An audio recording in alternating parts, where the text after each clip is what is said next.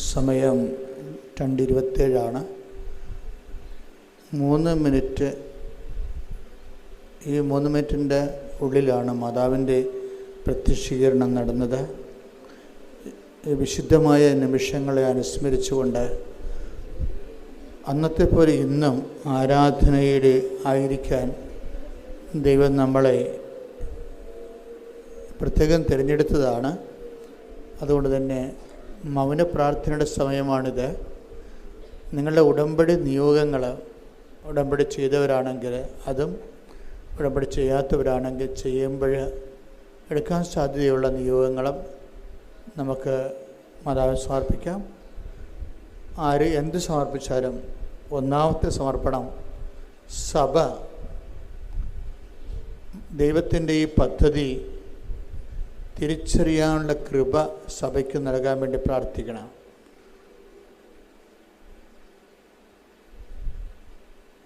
അത് നിസ്സാര കാര്യമല്ല. ദൈവം കൃപാസനത്തിൽ സമയ കടികാരം നെഞ്ചിൽ ചാർത്തി മാതാവ് പ്രത്യക്ഷപ്പെട്ടതിൻ്റെ ആ വലിയ ദൈവികമായ രഹസ്യം, അത് സഭ മനസ്സിലാക്കണമെങ്കിൽ സഭയ്ക്ക് കൃപ വേണം. അതനുസരിച്ച് നമ്മൾ ഇന്ന് ആലോചിക്കുന്നതും പഠിക്കുന്നതും പ്രാർത്ഥിക്കുന്നതിനേക്കാൾ അപ്പുറത്താണ് ഈ പ്രപഞ്ചത്തിലെ ദൈവത്തിൻ്റെ അന്ത്യാഭിലാഷങ്ങൾ ഇതൾ വിരിയുന്നത് കൃപാസനം മരിയൻ പ്രത്യക്ഷത്തിലൂടെയാണ് എന്നെനിക്ക് പലപ്പോഴും തോന്നിയിട്ടുണ്ട്. അതുകൊണ്ട് അഗാധമായ ദൈവികമായ പദ്ധതി താങ്ങാനും അത് ഉൾക്കൊള്ളാനും അത് മനസ്സിലാക്കാനും ഉള്ള കൃപ, എല്ലാ തരത്തിലുള്ള കൃപ സഭയ്ക്ക് ലഭിക്കുന്നതിന് വേണ്ടി കൂടിയും ഇപ്പോഴും നമുക്ക് പ്രാർത്ഥിക്കാവുന്നതാണ്.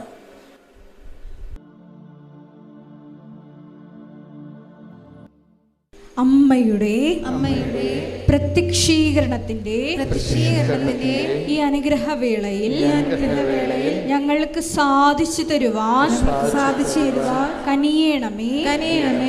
ആമേൻ. ആമേൻ. സ്തുതിക്കട്ടെ. ഹല്ലേലൂയ.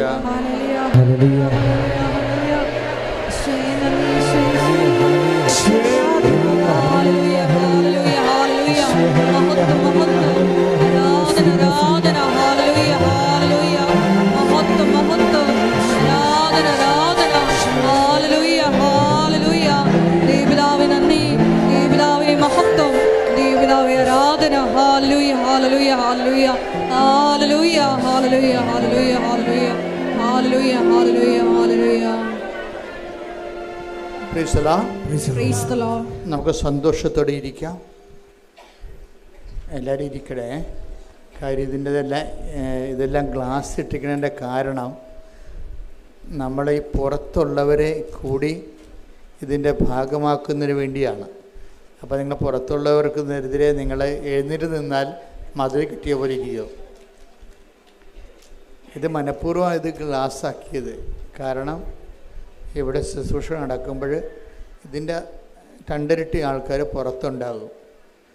അവർക്ക് ഇന്നിപ്പോൾ അവരവിടെ ഇവിടെയൊക്കെ ഇരിക്കുന്നുണ്ടെങ്കിൽ നാളെ നമുക്ക് അവർ നല്ല കസേരയൊക്കെ ഇട്ട് കൊടുത്ത് അവരെ ഭംഗിയായിട്ട് ഇരുത്തും. അവരെ കൂടി ഉദ്ദേശിച്ചിട്ടാണ് നമ്മൾ ഗ്ലാസ് ആക്കിയിരിക്കുന്നത്. കാര്യം അവർ പുറത്തുനിന്ന് അകത്തേക്ക് നോക്കിയ ഈശോനെ കാണണം. ശ്രുതിക്കട്ടെ. ഹല്ലേലൂയ. ഹല്ലേലൂയ. ഹല്ലേലൂയ. ഹല്ലേലൂയ. ഹല്ലേലൂയ. മഹത്വം, മഹത്വം, ആരാധന, ആരാധന. ഹല്ലേലൂയ. ഹല്ലേലൂയ. ഹല്ലേലൂയ. ദൈവപിതാവേ നന്ദി, ദൈവപിതാവേ മഹത്വം, ദൈവപിതാവേ ആരാധന. ഹല്ലേലൂയ. ഹല്ലേലൂയ. ഹല്ലേലൂയ. മഹത്വം, മഹത്വം, ആരാധന, ആരാധന. ഹല്ലേലൂയ. ഹല്ലേലൂയ.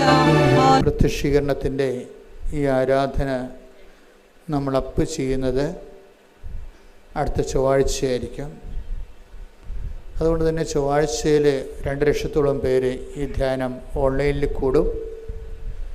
അവർക്ക് കൂടിയുള്ള സന്ദേശമാണ് ഇപ്പോഴ് കൈമാറുന്നത്.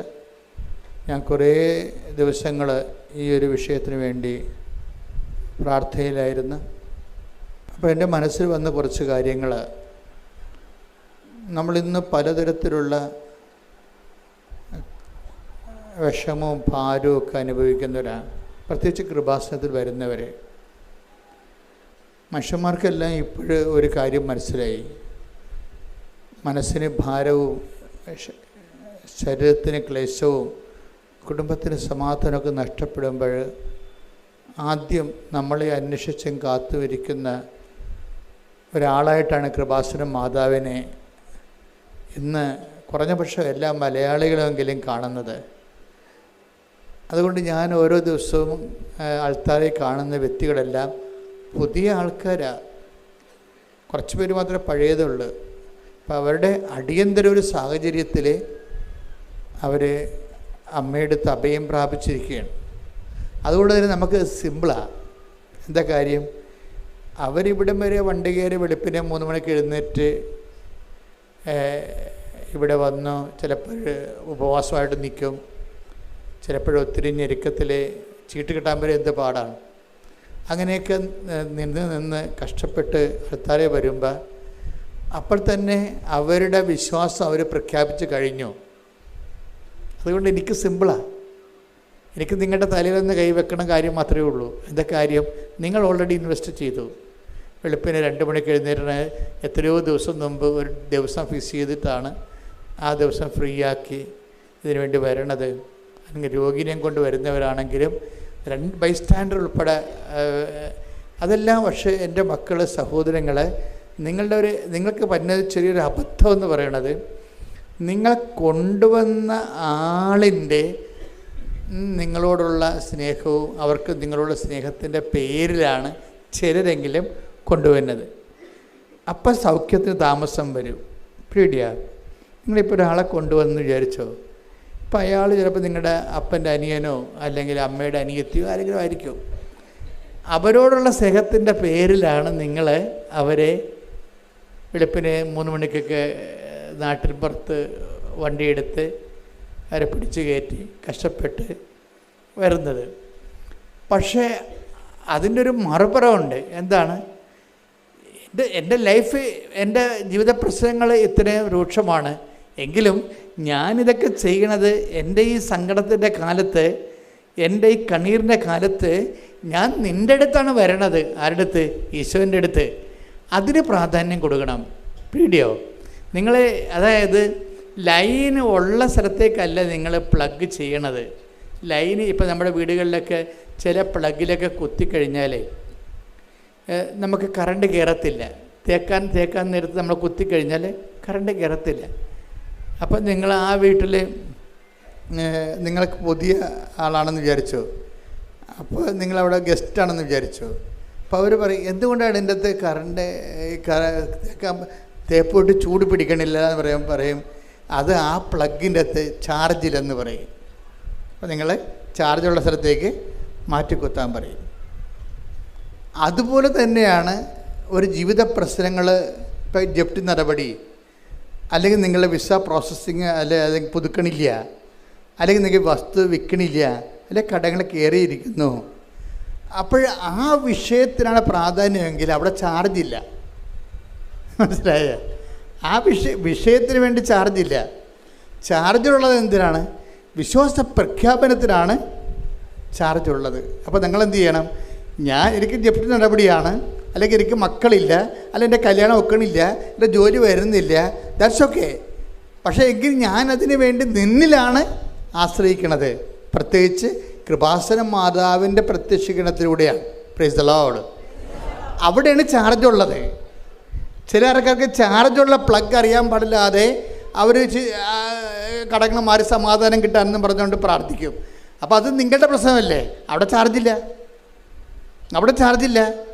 അത് പ്രശ്നം നിങ്ങളുടേതാണെങ്കിലും ഞാൻ ഈ പ്രശ്ന സമയത്ത് ദൈവത്തിലാണ് ആശ്രയിക്കുന്നത്. പിന്നെ നമുക്കുള്ളൊരു മെച്ചമെന്ന് പറയണത്, നമ്മൾക്കുള്ള മെച്ചമെന്ന് പറഞ്ഞാൽ ഇത് എപ്പോഴും എൻ്റെ മക്കളെ പ്രാർത്ഥന അല്ലെങ്കിൽ എന്തെങ്കിലും ആത്മീയ പദ്ധതി അതെല്ലാം എൻ്റെ സഹോദരൻ ചെയ്യുമ്പോൾ വളരെ ഇൻ്റലിജൻ്റ് ആയിരിക്കണം, ബുദ്ധിപരം. ഇപ്പം ഈ വിശ്വാസ ജീവിതം എന്ന് പറയണത് ഒരു ബുദ്ധിപരമായിട്ടുള്ള ഇടപെടലാണ്, വൈകാരികമായിട്ടുള്ള വിഷയമല്ല, ഒരു ബുദ്ധിപരമായിട്ടുള്ള ഇടപെടലാണ്. ഇപ്പോൾ ചില പ്രാർത്ഥനാ രൂപങ്ങൾ ഇപ്പോൾ സ്തുതിച്ച് കഴിയുമ്പോൾ ചില ആൾക്കാർക്ക് തലയടിച്ചൊക്കെ വീഴത്തില്ലേ? അതുപോലെ അഭ്യാസങ്ങളെ കൊണ്ട് കാര്യങ്ങളൊന്നുമില്ല. അത് നമ്മൾ ആ വീണ ആൾക്കാർ തന്നെ പിന്നെയും വീണ കാണാം. അപ്പോൾ പിന്നെ അതുകൊണ്ട് ആ പ്രാർത്ഥന എന്താ പ്രയോജനം? വീണ ആൾക്കാർ തന്നെ പിന്നെയും വീഴുകയാണെങ്കിൽ അപ്പോൾ അതിൻ്റെ അകത്ത് എന്തൊക്കെ ഒരു തരികിട ഉണ്ടെന്ന് മനസ്സിലാക്കാം. പക്ഷേ സത്യസന്ധമായിട്ട് ജീവിതത്തെ കാണണം. സത്യസന്ധമായിട്ട് ജീവിതത്തെ കാണുന്നത് എങ്ങനെയാണ്? നമ്മൾ എന്താണ് നമ്മളൊരു പ്രത്യേക ജീവിത സാഹചര്യത്തിലാണ്. ആ സാഹചര്യത്തിലാകുമ്പോൾ നമ്മളൊക്കെ പ്ലഗ് ചെയ്യണം എവിടെയാണ് നമ്മൾ, അല്ലെങ്കിൽ നമ്മൾ പിന്ന് കുത്തിവെക്കണത് എൻ്റെ ഈ ജീവിത സാഹചര്യത്തിൽ എന്നെ രക്ഷപ്പെടുത്തണമെന്നുള്ളപ്പോൾ ഞാൻ എങ്ങനെയെങ്കിലും ആ സങ്കടത്തിൽ നിന്ന് ജോലി ലഭിച്ച് രക്ഷപ്പെടുക എന്നുള്ള ആ ഒരു വിഷയത്തിലാണെങ്കിൽ അതിന് ചാർജില്ല. നിങ്ങളെവിടെ കുത്തിവെക്കേണ്ട എവിടെയാണ്? കർത്താവേ, എൻ്റെ കണ്ണീരിൻ്റെ കാലത്ത് നീ പറഞ്ഞിട്ടുണ്ട് നിൻ്റെ വചനത്തിൽ, കണ്ണീരോടെയാണ് അവർ വരുന്നത്, ഞാനവരെ ആശ്വസിപ്പിച്ച് നയിക്കും. അത് നിൻ്റെ വാഗ്ദാനത്തിൻ്റെ ഭാഗമാണ്. അപ്പം നിൻ്റെ വാഗ്ദാന പ്രകാരം ഞാൻ എൻ്റെ സങ്കടത്തിൻ്റെ കാലത്ത് നിന്നിൽ ആശ്രയിക്കുന്നത് എൻ്റെ വിശ്വാസത്തിൻ്റെ വിഷയമാണ്. എൻ്റെ ദൈവവേദനയിലെ ഓരോ ക്ലേശാരിഷ്ടതകളെല്ലാം ആ ക്ലേശാരിഷ്ടതകളുടെ മാനുഷികമായ വശങ്ങളെ മറന്നിട്ട് അതിന് ദൈവികമായ വശങ്ങളെ ബൂസ്റ്റ് ചെയ്യണം. അതെന്താണ്? അതിൻ്റെ വിശ്വാസവശമാണ്. പ്രാർത്ഥിക്കുക, കർത്താവ് ദൈവമേ, എൻ്റെ ഓരോ പീഡാനുഭവങ്ങളെയും ആ സമയങ്ങളിലെല്ലാം വിശ്വാസം പ്രഖ്യാപിക്കാനുള്ള ഒരവസരമായി കരുതിക്കൊണ്ട് യേശുക്രിസ്തുവിനെ നാഥനും രക്ഷകനുമായി ഏറ്റുപറയാൻ ക്ലേശങ്ങളിലൂടെ ദൈവം തിരഞ്ഞെടുത്തത് ദൈവവിളിയായി കരുതിക്കൊണ്ട് ഞാൻ എൻ്റെ ക്ലേശങ്ങളെ പ്രതി, രോഗങ്ങളെ പ്രതി, ഭാരങ്ങളെ പ്രതി ഇടിമുഴക്കം പോലെ അങ്ങനെ ശ്രദ്ധിക്കുന്നു.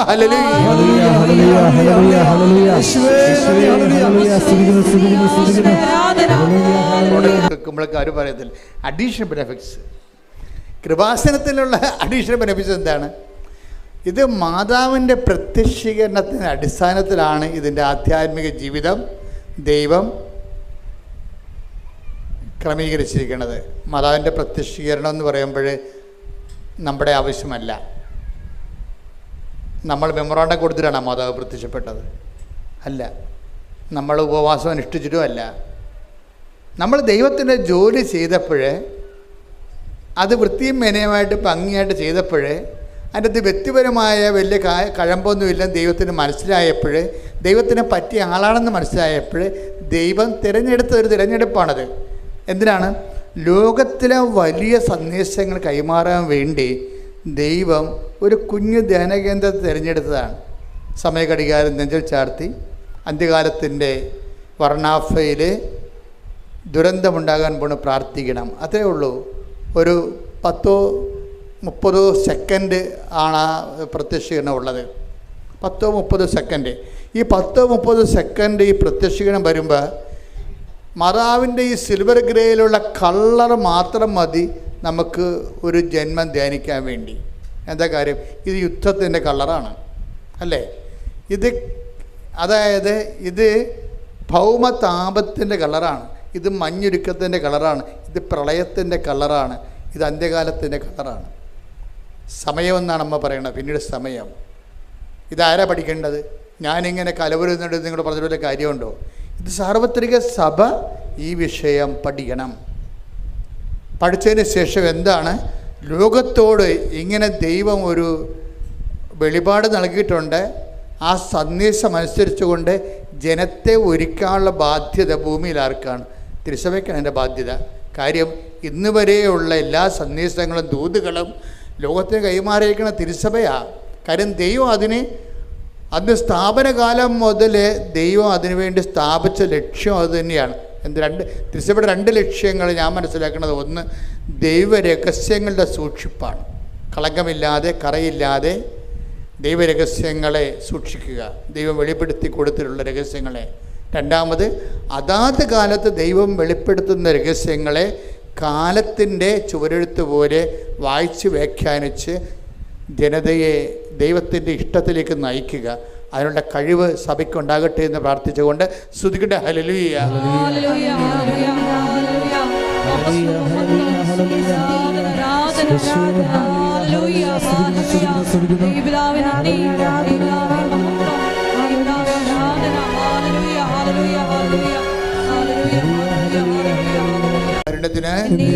ആരാധനയും സ്തുതിയും പുകഴ്ചയും ഉണ്ടായിരിക്കട്ടെ. രണ്ടാമത്തെ പോയിന്റ് അച്ഛൻ പറഞ്ഞത് എന്താണ്? മരിയൻ അമ്മമാതാവിൻ്റെ ഈ പ്രത്യക്ഷീകരണം നമ്മുടെ വിഷയത്തേക്കാൾ ഉപരി ദൈവത്തിൻ്റെ വിഷയമാണ്. ഈ സന്ദേശം കൈമാറേണ്ടതും സന്ദേശം അനുസരിച്ചുകൊണ്ട് ജീവിതം ക്രമീകരിച്ച സന്ദേശത്തിൻ്റെ യോഗ്യമായ ഒരു സന്ദേശ പങ്കാളിയായി ഉടമ്പടി ജീവിതം നമ്മളെ ശരിക്കും പരുവപ്പെടുത്തുന്നുണ്ട്. ഞാൻ ഇപ്പോഴേ എൻ്റെ പ്രാർത്ഥനകളുടെ ഇപ്പം നിങ്ങളെ കാണുമ്പോഴൊക്കെ ഞാൻ പ്രാർത്ഥിക്കുമ്പോൾ പണ്ട് എൻ്റെ അടുത്ത് വന്നിട്ടുള്ള ആൾക്കാരുടെ അടുത്ത് പ്രാർത്ഥിക്കുമ്പോൾ അവിടെ തലയിലൊക്കെ കൈവച്ച് കഴിഞ്ഞാൽ ഞാൻ 10 മിനിറ്റൊക്കെ പ്രാർത്ഥിക്കുമായിരുന്നു. ഇപ്പോൾ ഒരു 5 സെക്കൻഡേ പ്രാർത്ഥിക്കത്തുള്ളൂ. എന്താ വ്യത്യാസം? ആ ഒരു വ്യത്യാസമുണ്ട്. കാര്യം ഞാൻ കഴിഞ്ഞ ഇപ്പോൾ അച്ഛനായിട്ട് 30-40 കൊല്ലമായി. അപ്പോൾ കഴിഞ്ഞ കാലങ്ങളിൽ എത്രയോ ഞാൻ 87 മുതൽ ജനങ്ങളിങ്ങനെ പ്രാർത്ഥിക്കാൻ വന്നതാണ്. അന്നൊക്കെ ജനങ്ങളുടെ തലക്കൈ വെക്കുമ്പോൾ ഞാൻ പറഞ്ഞുകൊണ്ടിരുന്നത് കുറേ കാര്യങ്ങൾ പറയും. കർത്താവിൻ്റെ പീഡാനുഭവവും കുരിശുമരണവും എല്ലാം പറയും. അതിൻ്റെ അടിസ്ഥാനം പറയും, എല്ലാം പറയും. പ്രാർത്ഥനയുടെ അടിസ്ഥാനങ്ങളെല്ലാം വെളിവാക്കിയിട്ടാണ് പിന്നീട് ആ ജനങ്ങളുടെ രോഗങ്ങളുടെ എല്ലാം വിശദാംശങ്ങൾ പറയും. ജനങ്ങളുടെ രോഗങ്ങളുടെ ഇപ്പോൾ രോഗങ്ങളുടെ വിശദാംശങ്ങളൊന്നും പറയത്തില്ല. എന്താ കാര്യം? ഒരു കാര്യം പറയും. എന്താണ്? മാതാവിൻ്റെ പ്രത്യക്ഷീകരണത്തിൻ്റെ സാക്ഷിയായി എന്നെ ഉയർത്തണമേ, ചാപ്റ്റർ ഈസ് ക്ലോസ്ഡ്. ആ വ്യത്യാസം വരുന്നുണ്ട്. അത് നിസ്സാര വ്യത്യാസമല്ല. എനിക്കിപ്പോൾ മനസ്സിലായെന്ന് വെച്ച് കഴിഞ്ഞാൽ വാരിക്കെട്ടി പ്രാർത്ഥിക്കേണ്ട കാര്യമില്ല. എന്താ പ്രാർത്ഥിക്കേണ്ടത്? ദൈവം നമുക്ക് നൽകിയൊരു പദ്ധതിയുണ്ട്. ദൈവം തിരഞ്ഞെടുത്ത ദൈവത്തിൻ്റെ ഒരു പദ്ധതിയുണ്ട്. ആ പദ്ധതി എന്താണ്? മാതാവിൻ്റെ പ്രത്യക്ഷീകരണമാണ്. ആ മാതാവിൻ്റെ പ്രത്യക്ഷീകരണത്തിൻ്റെ നിങ്ങളെ കൃപാസനത്തിൽ കൊണ്ടുവരാൻ കാര്യം എന്താ? 109 ധ്യാനകേന്ദ്രം കേരളത്തിലുണ്ട്. Why you should you are chosen for Kripasanam. അപ്പോൾ ഉറപ്പല്ലേ? നിങ്ങൾ ഈ 109 ധ്യാനകേന്ദ്രത്തിൽ നിന്ന് നിങ്ങളെ ഈ കൃപാസനത്തിലേക്ക് നിങ്ങളെ സെലക്ട് ചെയ്യുമ്പോൾ ദൈവം ഉദ്ദേശിക്കുന്നത് എന്താ? നിങ്ങളെ മാതാവിൻ്റെ പ്രത്യക്ഷീകരണത്തിൻ്റെ സാക്ഷിയാക്കാനാണ്. അല്ലെങ്കിൽ ഈ കാണുന്ന കാര്യങ്ങളെല്ലാം എല്ലായിടത്തും ഉണ്ടല്ലേ? എല്ലാ ധ്യാനകേന്ദ്രങ്ങൾക്കും ദൈവത്തിൻ്റെ കൃപയില്ലേ? അവിടെയുള്ള ജനഗുരുക്കന്മാർക്ക് കർത്താവിൻ്റെ കൃപയില്ലേ? പക്ഷേ കൃപാസനത്തിൽ വരുമ്പോൾ ദൈവം ഉദ്ദേശിക്കുന്നത് എന്താണ്? നിങ്ങളെ മാതാവിൻ്റെ പ്രത്യക്ഷീകരണത്തിൻ്റെ സാക്ഷികളാകണം. അപ്പോൾ നിങ്ങളെന്താ ചെയ്യേണ്ടത്? അമ്മേ, എന്നെ പ്രത്യക്ഷീകരണത്തിൻ്റെ സാക്ഷിയാക്കണം. അത്രയുള്ള കാര്യങ്ങൾ. പിന്നെ നമ്മളെന്താ ചെയ്യേണ്ടത്? ഉടമ്പടിയുടെ ഈ പ്രത്യക്ഷീകരണത്തിൻ്റെ സാക്ഷിയാക്കുമ്പോൾ ദൈവം നിങ്ങളുടെ ജീവിതത്തിൽ പ്രവർത്തിക്കണ്ടേ? ക്യാൻസർ മാറണ്ടേ? തൈറോയിഡ് മാറണ്ടേ? കടങ്ങൾ പരിഹരിക്കണ്ടേ? നിങ്ങളുടെ ആധ്യാത്മിക ജീവിതം വലുതാകണ്ടേ? നിങ്ങൾക്ക് സുവിശേഷം പ്രഖ്യാപിക്കണ്ടേ? നിങ്ങൾക്ക് സുവിശേഷമാകണ്ടേ? സുവിശേഷം ഏകണ്ടേ? ദൈവത്തിൻ്റെ സ്വന്തം പൈതലാകണ്ടേ? അപ്പം അങ്ങനെ വരുമ്പോൾ അതിനാണ് ദൈവം എന്താ പറഞ്ഞിരിക്കുന്നത്? അവൻ പറയണത് പോലെ ചെയ്യുക. അപ്പം അവൻ പറയണ പോലെ ചെയ്യാൻ നമുക്ക് നോട്ട് തന്നിട്ടുണ്ട്. കൃപാസന മാതാവിൻ്റെ പ്രത്യക്ഷീകരണത്തിൻ്റെ സാക്ഷികളാണെങ്കിൽ ആദ്യം എന്താ ചെയ്യേണ്ടത്? അമ്മ ആദ്യം എന്താണ് ചെയ്തത്? ഒരു കുടുംബത്തിന് പ്രയാസങ്ങൾ വന്ന സമയത്ത്, ഒരു കുടുംബത്തിന് അപമാനം വന്ന സമയത്ത്, ഒരു കുടുംബത്തിന് നിക്കക്കളിയില്ലാത്ത സമയത്ത്, ഒരു കുടുംബത്തിന് അപമാനം വന്നപ്പോൾ അമ്മ എന്ത് ചെയ്യണമെന്നാണ് ദൈവം ആഗ്രഹിച്ചത്? അമ്മ ആ വിഷയം മുഴുവനും ഈശോയുടെ അടുത്തേക്ക് കൊണ്ടുവന്നു. ഈശോയുടെ അടുത്ത് കൊണ്ടുവന്നപ്പോൾ പറഞ്ഞു, ഈശോനെ കൊണ്ട് ദൈവം ഉദ്ദേശിക്കുന്നത് പാപത്തിന് പരിഹാരം ചെയ്യുക, മനുഷ്യരാശിയുടെ രക്ഷയും വീണ്ടെടുപ്പ് സാധിക്കുക എന്നുള്ളതാണ് ഈശോനെ കൊണ്ട് പരമപിതാവ് ഉദ്ദേശിക്കുന്നത്. അതുകൊണ്ട് ആ ഒരു ലക്ഷ്യം അട്ടിമറിക്കപ്പെടുമെന്ന് വിചാരിച്ചുകൊണ്ട് ഈശോ ആദ്യം ബ്ലോക്ക് ചെയ്യുന്നുണ്ട്. എനിക്ക് നിനക്ക് എന്താണ്? എൻ്റെ സമയം ഇനി സമാഗതമായിട്ടില്ലല്ലോ. അപ്പോൾ അമ്മ സ്വാഭാവികമായിട്ട് അമ്മയ്ക്ക് ഏറ്റവും കൂടുതൽ ബന്ധം ആരോടാ?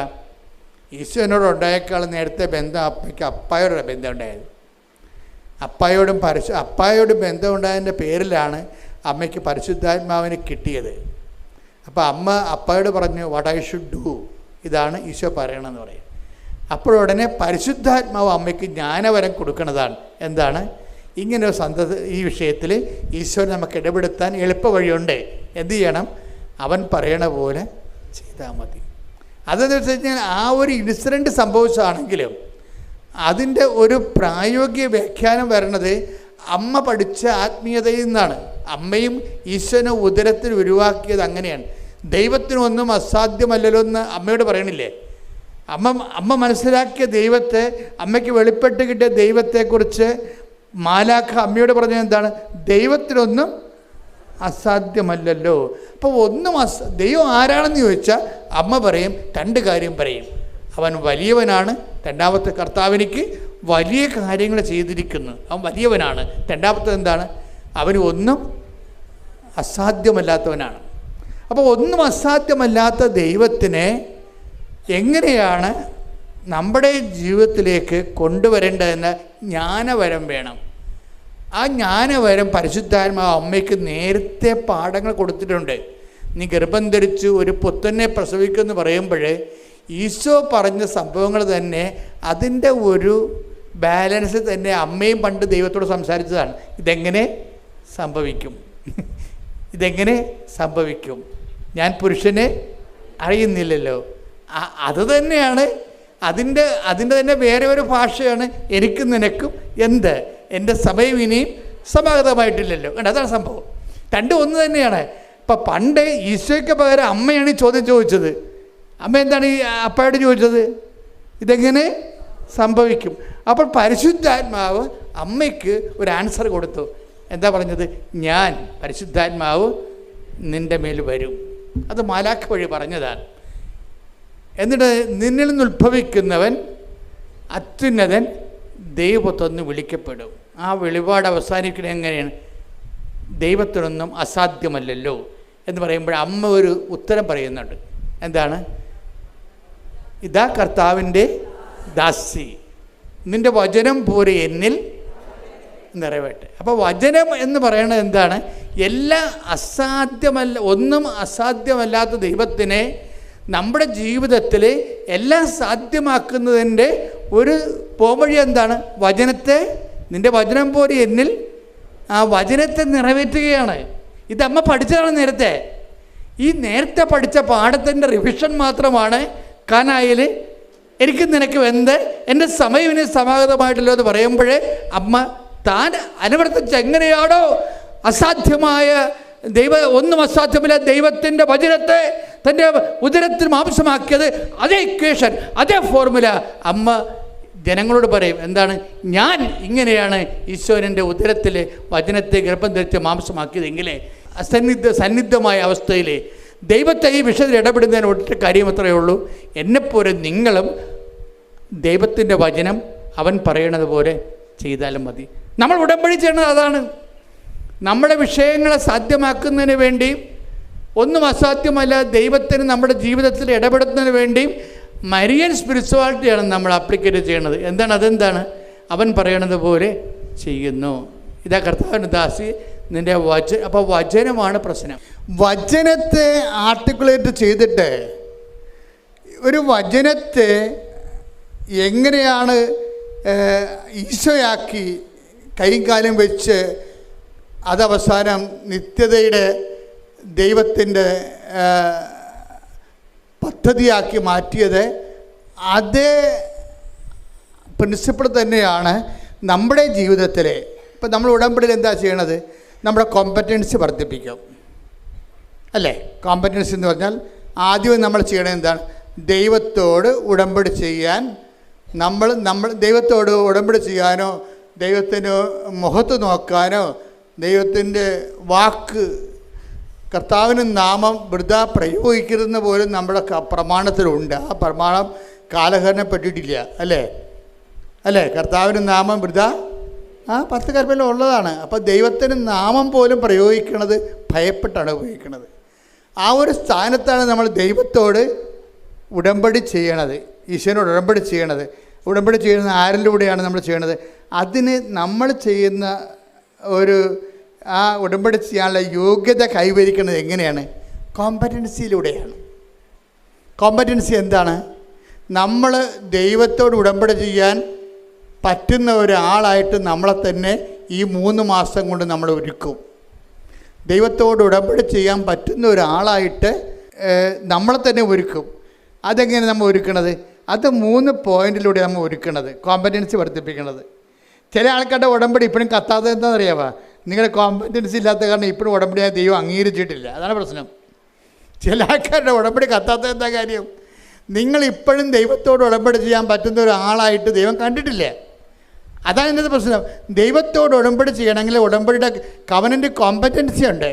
കവനൻ്റ് കോമ്പറ്റൻസിയിൽ 3 പോയിൻറ്റുകളുണ്ട്. ഈ 3 പോയിൻറ്റും വൃത്തിയായിട്ട് ചെയ്താൽ നമ്മൾ കോമ്പറ്റൻ്റായി. എന്താണ്? ദൈവത്തോട് ഉടമ്പടി ചെയ്യാൻ പറ്റുന്ന ഒരാളായി മാറി. ഒന്നാമത്തത് എന്താണ്? അനുദപിക്കുക, വചനത്തിൽ വിശ്വസിക്കുക. അതാണ് സംഭവം. ഒന്നാമത്തത് നമ്മൾ ആദ്യമായി ഈ ഭാഗം നമ്മൾ ചെയ്തില്ലെങ്കിൽ ബാക്കി രണ്ടും ചെയ്യാൻ പറ്റത്തില്ല. അതാണ് ഏറ്റവും വലിയ വിഷയം. പലർക്കും ഉടമ്പടി വന്നിരിക്കുന്ന ഒരു ചെറിയ പരാജയം അതാണ്. ഈ ഭാഗം നമ്മൾ ചെയ്ത് അനുദപിക്കുക, സുവിശേഷത്തിൽ വിശ്വസിക്കുക എന്ന് പറയുമ്പോഴേ നമ്മുടെ അനുതാപം എന്ന് പറയണത് സുവിശേഷ വിശ്വസിക്കുമ്പോൾ ഒരു വ്യക്തിക്കുണ്ടാകുന്ന അനുതാപമാണ്. ലോകത്തിൽ പലതരം അനുതാപങ്ങളുണ്ട്. ഞാനതിൽ ഖേദിക്കുന്നു എന്നൊക്കെ മന്ത്രിമാർ പറയത്തില്ലേ? അങ്ങനെ ഞാൻ അന്ന് പറഞ്ഞതിൽ ഞാൻ ഖേദിക്കുന്നു. ആ ഖേദമൊന്നും അനുതാപമല്ല. സുവിശേഷവിഹിതമായ രക്ഷാകരമായ അനുതാപം. അനുതാപം 2 തരമുണ്ട്. കേവല അനുതാപമുണ്ട്, മാനുഷിക അനുതാപം ഉണ്ട്. പക്ഷേ രക്ഷാകരമായ അനുതാപമുണ്ട്. രക്ഷാകരമായ അനുതാപം എന്ന് പറയുന്നത് എന്താണ്? സുവിശേഷത്തിൽ വിശ്വസിക്കുന്നത് നിമിത്തം നമുക്കുണ്ടാകുന്ന അനുതാപം. സുവിശേഷം വിശ്വസിക്കുമ്പോൾ ദൈവത്തിൻ്റെ മനസ്സ് നമ്മൾ അറിയുന്നു.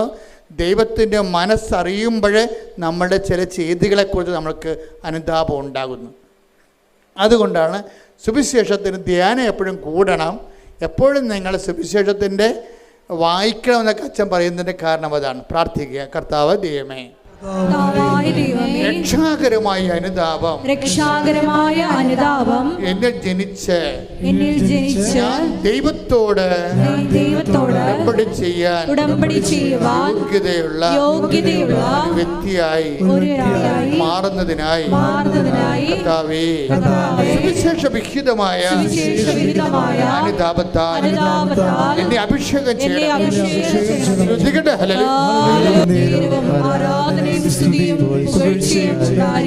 കവനൻ്റെ കോമ്പറ്റൻസി എന്ന് പറഞ്ഞാൽ ഉടമ്പടി ദൈവത്തോട് ചെയ്യാനുള്ള യോഗ്യത. ഒന്നാമത്തെ പോയിന്റ് കഴിഞ്ഞല്ലേ? ഇനി 2ാമത്തെ പോയിന്റ് ഉണ്ട്. ആദ്യത്തെ പോയിന്റ് എന്താണ്? അനുദപിക്കുക, വിശ്വസിക്കുക. ഇനി നമ്മളെ യോഗ്യമാക്കുന്ന ഒരു ഉത്തമ ഉടമ്പടി പങ്കാളിയായി മാറ്റുന്ന 2ാമത്തെ പോയിന്റ് എന്താണെന്ന് അറിയാവോ? അവൻ പറയണത് പോലെ ചെയ്യുക. അതതിൻ്റെ മർമ്മം എന്ന് പറഞ്ഞാൽ അവൻ പറയണവർ ചെയ്യുക. നമ്മൾ അതിൻ്റെ പേരിലാണ് ഞാൻ രോഗിയായിരുന്നു, നിങ്ങളെന്നെ സന്ദർശിച്ചു. കരുണയുള്ളവർ ഭാഗ്യവാന്മാർ, അവരുടെ മേൽ കാരുണ്യമുണ്ടാകും. അപ്പോഴങ്ങനെ ദൈവത്തിൻ്റെ കരുണയും അതുപോലെ തന്നെ ദൈവത്തിൻ്റെ വചനങ്ങളും. ഞാൻ പരദേശിയായിരുന്നു, നിങ്ങളെ സന്ദർശിച്ചു. ഞാൻ കാരാഗൃഹത്തിലായിരുന്നു, നിങ്ങളെന്നെ സന്ദർശിച്ചു. ഞാൻ രോഗിയായിരുന്നു, നിങ്ങളെന്നെ സന്ദർശിച്ചു. അപ്പോൾ എല്ലാ തരത്തിലുള്ള മനുഷ്യോപകാര പ്രവർത്തനങ്ങളെന്ന് ഇന്ന് നമുക്ക് പറയാൻ പറ്റത്തില്ല. ഇപ്പം നമ്മൾ ഈ മരങ്ങളെല്ലാം നമ്മൾ ഈ കെട്ടിടം എന്താണ് ഇവിടെ വന്നിരിക്കണത്? ഈ കെട്ടിടം എന്താ ഇവിടെ? ഈ കെട്ടിടം കല്ലിട്ടത് അവിടെയാണ്. അപ്പം ഞങ്ങൾ കെട്ടിടം പണിയാൻ വേണ്ടി വന്നപ്പോൾ അവിടെ 2 മരം നിൽക്കുന്നുണ്ടായിരുന്നു. അപ്പോൾ ഞാൻ പറഞ്ഞു മരം വെട്ടാൻ പറ്റത്തില്ലെന്ന് പറഞ്ഞു. അപ്പം മരമില്ലാത്ത സ്ഥലത്തേക്ക് കെട്ടിടം മാറ്റിയതിനെ കണ്ടത്. 2 മരത്തിന് വേണ്ടിയാണ്. അല്ലെങ്കിൽ റോഡിൽ നിന്ന് നോക്കുമ്പോൾ ഭംഗിയായിട്ട് ഈ കെട്ടിടം കാണാൻ പറ്റും. പെട്ടെന്ന് നമ്മൾ ഭംഗിയായിട്ട് ആൾക്കാരെ കാണിക്കുകയല്ല പ്രശ്നം. ഇവിടെ ജീവജാലങ്ങൾ ഒരുമിച്ച് നമ്മൾ ജീവിക്കുമ്പോൾ നമ്മൾ പങ്കെടുക്കുന്ന ഒരു പൊതുപ്രകൃതിയുണ്ട്. അതിനകത്ത് വെള്ളമുണ്ട്, വായുവുണ്ട്, മരങ്ങളുണ്ട്. ഈ മുളയുടെ 2 കഷ്ണങ്ങൾ വെട്ടിയതിന് ഞാൻ ഇവിടെ വന്ന് കോൺട്രാക്ടറുമായിട്ട് ഒരു ദിവസം മുഴുവൻ പ്രശ്നം ഉണ്ടാക്കി. എന്നിട്ടും അവരത് വെട്ടി. കാര്യം അതിനകത്ത് മുള കാറ്റത്ത് ആടിക്കൊണ്ട് നമ്മുടെ പല അലുമിനിയം ഷീറ്റുകളെ തെറിപ്പിച്ച് കളഞ്ഞു. പക്ഷേ ഇത് പ്രകൃതിയെ സംരക്ഷിക്കുക എന്നുള്ളതും നമ്മുടെ സുവിശേഷ വിഹിതമായ ഒരു സാക്ഷ്യമാണത്. കാര്യം നമുക്ക് വെറുതെ ഇങ്ങനെ സർവൈവ് ചെയ്യാൻ പറ്റത്തില്ല. ഞാനൊരു ഗൾഫ് രാജ്യങ്ങളിൽ സുവിശേഷ വേലയ്ക്ക് പോയപ്പോൾ ഞാൻ ഒരു 10-100 കിലോമീറ്റർ ഈ എണ്ണപ്പാടത്തിലൂടെ പോയി. അപ്പം ഞാനവിടെ ദൈവമേ, കേരളം എന്ത് മനോഹരമാണെന്ന്. ഖത്തറിൽ ചെന്നപ്പോൾ അത് വേറൊരു രാജ്യമാണ്. ഖത്തറിൻ്റെ വിമാനത്താവളത്തിനകത്ത് അവർ വനം വെച്ച് പിടിപ്പിക്കുകയാണ്. വിമാനത്താവളത്തിനകത്ത് അതെന്ത് കോടികൾ മുടക്കിയാണ് ആ മരങ്ങൾ വെച്ച് പിടിപ്പിക്കുന്നത്. ഒരു പച്ചപ്പില്ലാത്തതിന് എന്തുമാത്രം വിഷമിക്കണമെന്നാണ്. അപ്പം നമുക്ക് ഉള്ള സാഹചര്യങ്ങളെ ഉപയോഗിക്കുന്നത് ഈ മനുഷ്യൻ മാനസാന്തരപ്പെടുന്ന മാത്രമല്ല, മാനസാന്തരത്തിൻ്റെ ഒരു ഇക്കോളജിയുമായിട്ട് കുറേ ബന്ധമുള്ള കാര്യങ്ങളാണ്. പക്ഷേ എല്ലാ ജീവജാലങ്ങളും വളരാനും പുലരാനും അനുവദിക്കുന്നു. നമുക്ക് ദോഷമുണ്ടാകുന്ന ജീവജാലങ്ങളെക്കുറിച്ചല്ല. ഇപ്പോൾ പാമ്പിനൊക്കെ കുറഞ്ഞ് വീട്ടിൽ കയറ്റി വെക്കുന്ന കഴിഞ്ഞാൽ ചിലപ്പോൾ അത് കൊത്തി ചത്തുപോകും നമ്മൾ. അതിനൊക്കെ നമുക്ക് കർത്താവ് പറഞ്ഞിട്ടുണ്ട്, നിങ്ങളെ വിവേകമുള്ളവരായിരിക്കണമെന്ന്, സർപ്പങ്ങളെപ്പോലെ വിവേകമുള്ളവരായിരിക്കണമെന്ന്. വിവേകം കാണിക്കേണ്ടി വരും ആ കാര്യത്തിൽ. പ്രകൃതി സ്നേഹം കാരണം വിവേകം പോകരുത്. അതൊരു പ്രാക്ടിക്കൽ പ്രൂഡൻസാണ് അതിൻ്റെ പശ്ചാത്തലം.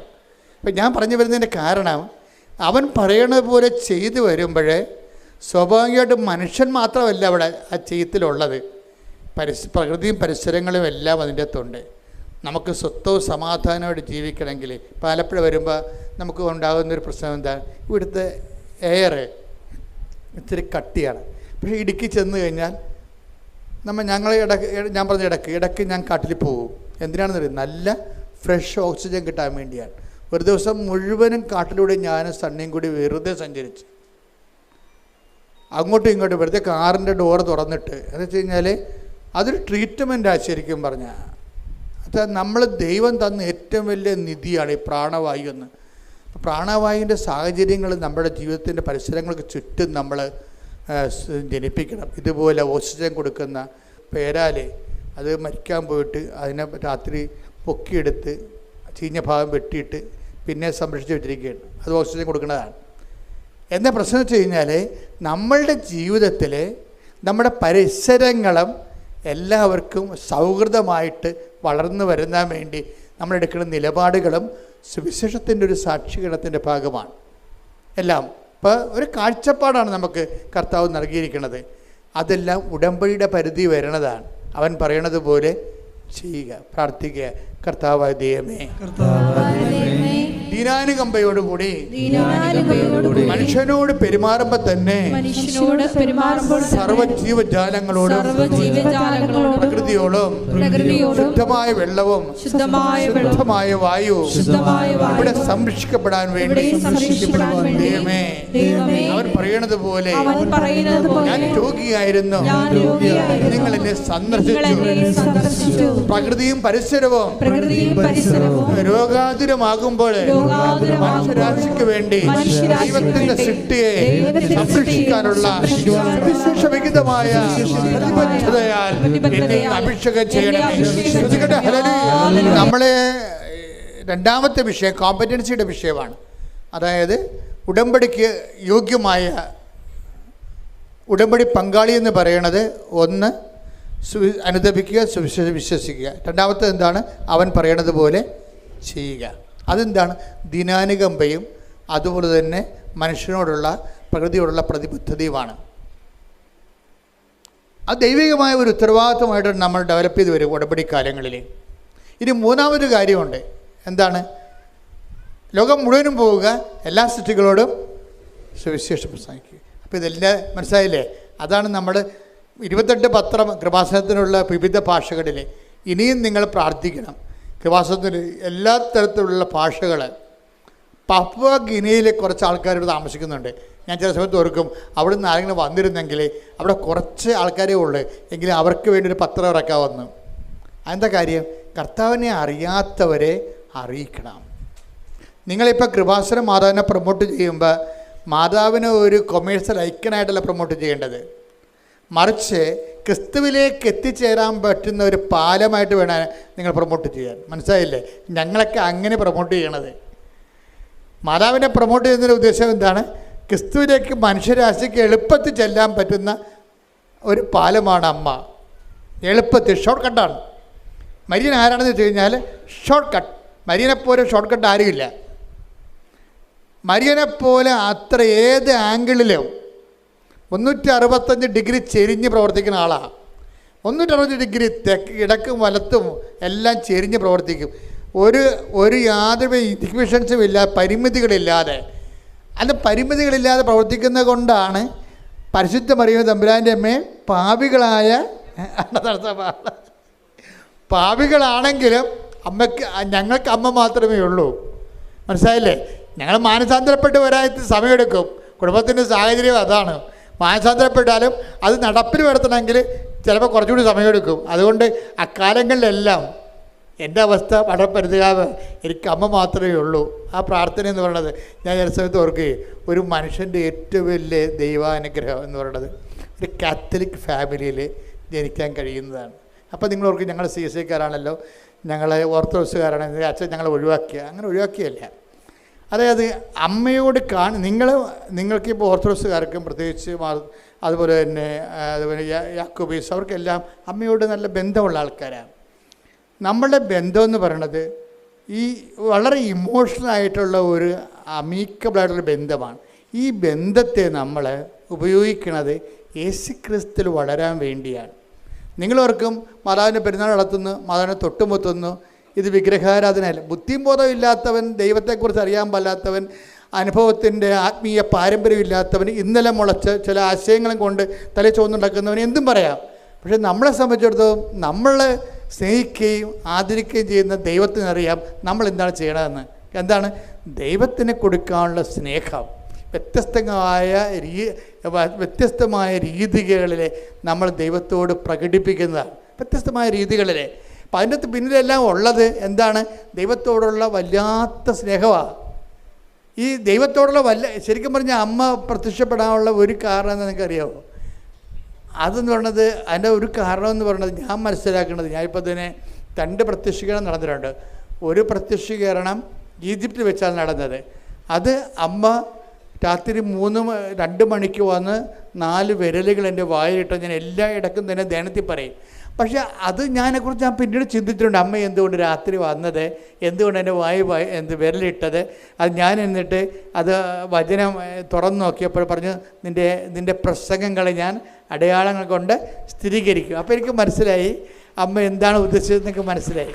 അന്ന് മുതലാണ് 2010 മുതലാണ് കൃപാസനം വേറെ രീതിയിൽ ഇളകി ഉയരാൻ തുടങ്ങിയത്. അന്നത്തെ ഒരു ഇൻസിഡൻ്റാണ്. പക്ഷേ അതിന് കാരണം എന്താ? അതിൻ്റെ കാരണം ഞാൻ നോക്കിയിട്ട് എനിക്ക് ഒരു കാരണമേ ഉള്ളൂ. 10 ദിവസം ഞാൻ ഈശോൻ്റെ നാട്ടിലുണ്ടായിരുന്നു, ഇസ്രയേലിൽ. അപ്പോൾ ആ സമയത്തെല്ലാം ഈശോൻ്റെ സ്ഥലത്ത് ചെല്ലുമ്പോൾ ഞാൻ മുട്ടേ നിൽക്കും. ഈശോനെ വിധിച്ച സ്ഥലം, ഈശോ നടന്ന സ്ഥലമൊക്കെ ചെല്ലുമ്പോൾ ഞാൻ മിണ്ടത്തില്ല, എൻ്റെ കണ്ണൊക്കെ നിറയും. ആരോടും ഞാൻ സംസാരിക്കത്തില്ല. ഞാൻ ഈ സ്ഥലങ്ങളൊക്കെ ചോദിച്ച് മനസ്സിലാക്കിയിട്ട് അവിടെ മുട്ടേ നിൽക്കും. പക്ഷെ നിലം ചുംബിക്കും. പിന്നെ ഞാൻ ഈ നസ്രത്തിൽ പോയി. നസ്രത്തിൽ അമ്മയടുത്ത് പോയപ്പോൾ എന്നോട് പറഞ്ഞു, അമ്മയുടെ അടുക്കള ഇവിടെ ഉണ്ടെന്ന് പറഞ്ഞ്. എൻ്റെ അമ്മ ഞാനെല്ലാം പിന്നെ ഓരോരുത്തരും പോകണമെന്ന് പറഞ്ഞുകൊണ്ട് നേരെ അടുക്കളയിലോട്ട് ഓടി. എനിക്കിനി ഓരോരുത്തരും പോകണ്ട കാര്യം അമ്മ അവിടെ. അപ്പം നോക്കിയാൽ പുരാതനമായ ആ നക്ഷത്രം വലിയൊരു ദേവാലയമാണ്. അതിൻ്റെ അകത്താണ് ഒരു സ്ഥലത്താണ് അമ്മയുടെ വീടുണ്ടായിരുന്നത്. അവിടെയാണ് അടുക്കള. ആ അടുക്കളയും അമ്മ വെള്ളം കോരിയ കിണറും ഒക്കെ കുഞ്ഞു കിണറാണ്, കുറേ ആഴമുണ്ട്. അവിടെ എല്ലാം ഗ്രില്ല് ചെയ്തിരിക്കുന്നതാണ്. അമ്മയുടെ അടുപ്പൊക്കെ കണ്ടവിടെ പുരാതനമായ. ഞാൻ അവിടെ ഇരുന്നുകൊണ്ട് വേറെ ആൾക്കാർ എന്നെ വിളിക്കുന്നുണ്ട്, ഇത് അവിടെ കാണണം ഇവിടെ കാണണം എന്ന് പറയുമ്പോൾ ഞാൻ പറഞ്ഞു ഞാൻ ഇവിടെ 3 കൊന്തയില്ലേ അവിടെ ഇരുന്ന്. ആ അടുക്കളയിരുന്ന് അമ്മ ഈശോയ്ക്ക് കുപ്പൂസൊക്കെ ഉണ്ടാക്കി കൊടുത്ത സ്ഥലമാണത്, ചപ്പാത്തിയൊക്കെ ഉണ്ടാക്കി കൊടുത്ത സ്ഥലമാണ്. അപ്പം അമ്മ എന്തുമാത്രം സങ്കീർത്തനം പാടിയിട്ടായിരിക്കും അവിടെ ഇരുന്നുകൊണ്ട് ഇതൊക്കെ ചെയ്തിരിക്കണത്. അപ്പം ഈശോയും അവിടെ ജീവിച്ച സ്ഥലമാണ്. അപ്പം ഞാൻ കുറേ നേരം അവിടെ ഇരുന്ന് ഒരു 3 കൊന്ത ചെല്ലി. അപ്പം ഞാൻ ഓക്കെ ആയി. 3 കൊന്ത ജവന്മാർ അവിടെ ചെല്ലി. അപ്പം ഇങ്ങനെ ഓരോ സ്ഥലത്ത് ചെല്ലുമ്പോഴും ഞാൻ 10 ദിവസം ഉണ്ടായി. 10 ദിവസവും ഞാൻ ആരോടും സംസാരിക്കാതെ ജവമാല ചൊല്ലി ദൈവത്തിൻ്റെ രക്ഷാകരമായ സംഭവങ്ങൾ നടന്ന സ്ഥലങ്ങളെല്ലാം കണ്ട് അവിടെ ആരാധിച്ചു വന്ദിച്ചു. അവസാനം ഗെത്സമനിൽ പോയി. ഗെത്സമനിൽ പോയപ്പോൾ പയ്യപ്പള്ളി അച്ഛനാണ് എൻ്റെ കൂടെ ഉണ്ടായിരുന്നത്. പയ്യപ്പള്ളി അച്ഛൻ ഞാനിവിടെ കുർബാന ചെല്ലുകയാണ്. എന്നിട്ട് പയ്യപ്പള്ളി അച്ഛൻ കുർബാന കൊടുക്കാൻ വേണ്ടി പോയപ്പോൾ എന്നോട് പറഞ്ഞു, അച്ഛൻ ഈ സൈഡ് കൊടുക്ക്, ഞാൻ ഈ സൈഡ് കൊടുക്കാമെന്ന് പറഞ്ഞു. അച്ഛൻ ആ സൈഡ് കൊടുത്ത് പിന്നെ പക്ഷേ ഞാൻ പോയില്ല. എനിക്ക് വേറൊരു സൂത്രം ലക്ഷ്യമുണ്ടായിരുന്നു. എന്താണ്? ഈശോ മുട്ടുകുത്തിയ ഗെത്സമനിൽ മുട്ടുകുത്തിയ സ്ഥലം ഈ ബലിപീഠത്തിൻ്റെ ഫ്രണ്ടിലാണ്. അവരവിടെ പിച്ചളം വെയിൽ കൊണ്ട് കെട്ടിയിരിക്കുകയാണ്. അപ്പോൾ അവിടെ ഒരു പട്ടാളക്കാരനപ്പോൾ ഒരാൾ നിൽപ്പുണ്ട് അവിടെ സൂക്ഷിക്കാൻ വേണ്ടി. അയാൾ അങ്ങോട്ട് തിരിഞ്ഞ സ്ഥലത്ത് ഞാൻ ആ കുർബാന ഉടുപ്പുമായിട്ട് ചാടി ഇതിനകത്ത് വീണു. എന്നിട്ട് ഞാൻ ഒരു നിമിഷം മുട്ടയത്, എന്തെല്ലാം പ്രശ്നം ഉണ്ടായാലും ശരി ഒരു നിമിഷം മുട്ടയെന്ന്. എന്താണ്? കർത്താവ് അന്ത്യവിനാഴികയും മുട്ടുകുത്തിയൊരു സ്ഥലമാണ്. ദൈവത്തെ നമ്മൾ സ്നേഹിക്കുന്നത് വൈകാരികമായിട്ടാണ് സ്നേഹിക്കുന്നത്, ബുദ്ധിപരമായിട്ടല്ല. അങ്ങനെ വൈകാരികമായി ദൈവത്തെ സ്നേഹിക്കുമ്പോൾ സംഭവിക്കുന്ന വിഷയമാണ് ഈ പ്രത്യക്ഷീകരണം എന്ന് പറയുന്നത്. മനസ്സിലായില്ലേ? അത് ഒന്നല്ല, ഒരു 9 പ്രാവശ്യം പ്രത്യക്ഷപ്പെടണമെങ്കിലും ദൈവത്തിനൊരു പിശുക്കുമില്ല. എന്താണ്? നീ ദൈവത്തെ സ്നേഹിക്കുന്ന വ്യക്തിയായിട്ട് ദൈവത്തിന് തോന്നിയാൽ മതി. ശ്രുതിക്കട്ടെ ഹല്ലേലൂയ. അപ്പം നിങ്ങൾ പറഞ്ഞ മൂന്നാമത്തെ കോമ്പറ്റൻസിയുടെ കവനൻ്റ് കോമ്പറ്റൻസി, അതായത് യോഗ്യമായ ഉടമ്പടി പങ്കാളിയുടെ മൂന്നാമത്തെ കാര്യം എന്താണ്? നിങ്ങൾ ലോകം മുഴുവനും പോയി സുവിശേഷം. ഈ നമ്മൾ സുവിശേഷം പ്രസംഗിക്കുമ്പോഴും നമ്മൾ ഓർക്കണം, നമ്മൾ സുവിശേഷം കൈമാറുന്നതിനേക്കാൾ വലിയ കാര്യമാണ് നിങ്ങൾ ഈ കൈമാറുന്നത് ദൈവത്തോടുള്ള സ്നേഹം കൊണ്ടാണെന്ന് ദൈവത്തിന് മനസ്സിലാകണം. അതാണ് വിഷയം. അവിടെയാണ് വിഷയം വരുന്നത്. അത് നിങ്ങളെന്ത് ചെയ്താലും കർത്താവിനോടുള്ള സ്നേഹത്താലാണെന്ന് ദൈവത്തിന് മനസ്സിലാകണം.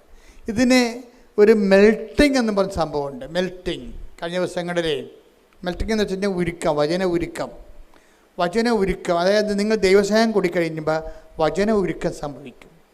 വചന ഉരുക്കം എല്ലാ വചനവും ഉരുകാനുള്ളതാണ്. ഇപ്പം നമുക്കറിയാമല്ല, നമ്മൾ ഐസ് നമ്മൾ ചില കുഞ്ഞുങ്ങൾ ഐസ് മിഠായി കഴിക്കുമ്പോൾ അവർക്ക് കുറേ അങ്ങനെ ചീമ്പിക്കൊണ്ടൊക്കെ ഇരുന്നിട്ട് കുറേ പിള്ളേർക്ക് ക്ഷമ ഉണ്ടാകത്തില്ല. അവർ കടിച്ചിട്ട് ഐസ് അതേപടി വിഴുങ്ങും. ഒരു ഗുണമുണ്ട് ഇല്ല. അത് നാവിൽ അരിഞ്ഞ് മധുരമായി തന്നെയാണ് നമ്മളതിനെ ആസ്വദിക്കുന്നത്. ഇതുപോലെ വചനത്തിന് ഒരു വചന മെൽട്ടിങ് എന്ന സംഭവമുണ്ട്. എന്ന് വെച്ചാൽ വചനം അതിൽ മുഴുവനും ദൈവത്തിൻ്റെ കൃപ നിറഞ്ഞു നിൽക്കുകയാണ്. ഇത് നമ്മുടെ വിശ്വാസം, പ്രത്യേക സ്നേഹം കൊണ്ട് വചനം മെൽട്ടാകും. നിങ്ങളുടെ ഈ വചനം ഓപ്പൺ ചെയ്ത് കിട്ടാത്തതിൻ്റെ കാരണം എന്താണെന്നറിയോ? വചനം നിങ്ങളെ ഇപ്പം നമ്മൾ മുട്ട വിരിയണമെങ്കിൽ എന്ത് ചെയ്യണം? തള്ളക്കോഴിയുടെ ചൂട് വേണം. മഞ്ഞുരുകണമെങ്കിൽ എന്ത് വേണം? സൂര്യൻ്റെ വെയിൽ വേണം. വചനം ഉരുകണമെങ്കിൽ എന്ത് ചെയ്യണം? ദൈവസ്നേഹത്തിൻ്റെ ചൂട് വേണം. ശ്രുതിക്കട്ടെ ഹല്ലേലൂയ. ാണ്. പക്ഷേ ചെയ്യുമ്പോൾ ഉണ്ടാകുന്ന വിഷയം, ഇപ്പോൾ ലോകം മുഴുവൻ പോവുക, എല്ലാ സൃഷ്ടികളും സുവിശേഷം പ്രസംഗിക്കാൻ പറഞ്ഞാലും നിങ്ങൾ ഒരു പത്രമാണ് ഒരു ദിവസം കൊടുത്തതെങ്കിലും അത് ദൈവസ്നേഹത്തോടെ കൊടുക്കണം. 50 പത്രം ദൈവസ്നേഹമില്ല കൊടുക്കുന്നതിനേക്കാൾ വിലയാണ് ഒരു പത്രം ദൈവസ്നേഹത്തോടെ കൊടുക്കുന്നത്, ഇല്ലേ? അതുകൊണ്ട് അപ്പോഴാണ് വചനം മെൽറ്റാകണത്. കർത്താവ് ഒരു വാക്ക് പറഞ്ഞായിരുന്നേ. എന്താ പറഞ്ഞത്? എന്നെ സ്നേഹിക്കുന്നവന് ഞാൻ എന്നെ തന്നെ വെളിപ്പെടുത്തും. ഒന്ന് പ്രാർത്ഥിച്ച് ഒന്ന് വായിച്ചു നോക്കിയേ, എടുത്ത് വായിച്ചേ. ശ്രുതിക്കട്ടെ ഹല്ലേലൂയ.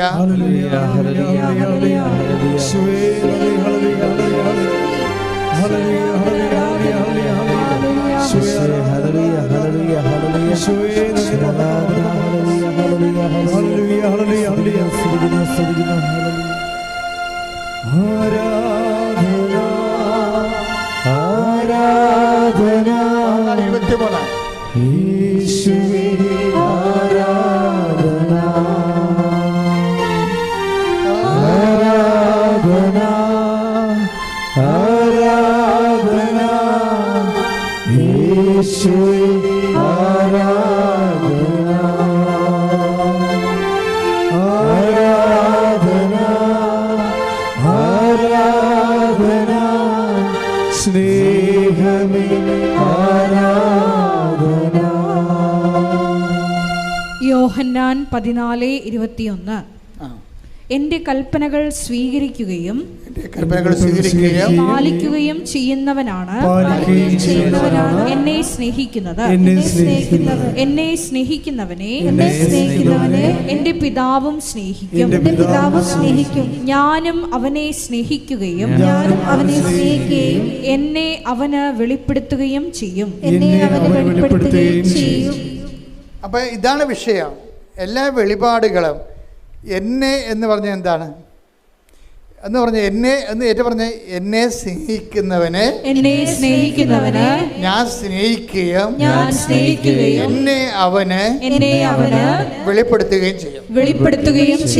അപ്പൊ ഇതിനൊരു ഭയങ്കര ടെക്നിക്കുണ്ട്. കാര്യം ആരെ വെളിപ്പെടുത്തും? നമ്മൾ ദൈവത്തെ സ്നേഹിക്കുമ്പോൾ ആരെയാണ് നമുക്ക് വെളിപ്പെട്ട് കിട്ടണത്? ഈശോനെ നമുക്ക് വെളിപ്പെട്ട് കിട്ടുകയാണ്. ഈശോ എന്ന് പറയുന്നത് ആരാണ്? സകല വാഗ്ദാനങ്ങളും ക്രിസ്തുവിൽ അതേ എന്ന് തന്നെയാണ്, അല്ലേ? Take the word of God. കൊരിന്തോസ് 1:20. 2 Corinthians 1:20. ദൈവത്തിന്റെ സകല വാഗ്ദാനങ്ങളും പറഞ്ഞ ദൈവത്തിന്റെ സകല വാഗ്ദാനങ്ങളും ക്രിസ്തുവിൽ അതേ എന്ന് തന്നെ.